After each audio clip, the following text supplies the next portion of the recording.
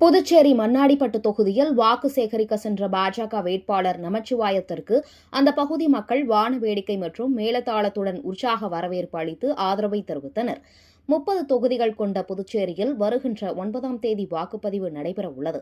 இதற்காக தேர்தல் பிரச்சாரம் சூடுபிடித்துள்ள நிலையில் வருகின்ற 7ஆம் தேதி மாலை 5 மணியுடன் பிரச்சாரம் முடிவடைகிறது. இதனால் அனைத்து தொகுதிகளிலும் போட்டியிடும் வேட்பாளர்களும் தீவிர பிரச்சாரத்தில் ஈடுபடுவதால் பிரச்சாரம் களைகட்டி உள்ளது. இதனால் புதுச்சேரி மாநிலமே திருவிழாவாக காட்சியளிக்கிறது. இந்த நிலையில் புதுச்சேரி மண்ணாடிப்பட்டு தொகுதிக்குட்பட்ட காட்டேரிக்குப்பம் பகுதியில் தேசிய ஜனநாயக கூட்டணி கட்சி சார்பில் பாஜக வேட்பாளராக தாமரை சின்னத்தில் போட்டியிடும் உள்துறை அமைச்சர் நமச்சிவாயம் வாக்கு சேகரிக்க சென்றார்.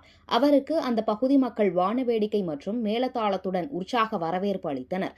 தொடர்ந்து அம்மன் கோவிலில் சுவாமி தரிசனம் செய்ய அவருக்கு ஆலயத்தின் நிர்வாகத்தின் சார்பில் பூரண கும்ப மரியாதையும் அளிக்கப்பட்டது.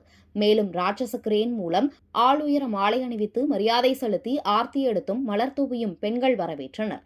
தொடர்ந்து வாக்கு சேகரித்த அவர் கடந்த 5 ஆண்டுகளில் தான் செய்த நலத்திட்டங்களையும் வளர்ச்சிப் பணிகளையும் பட்டியலிட்டு அதனை துண்டு பிரசுரமாக வீடு வீடாக விநியோகம் செய்து ஆதரவை திரட்டினார்.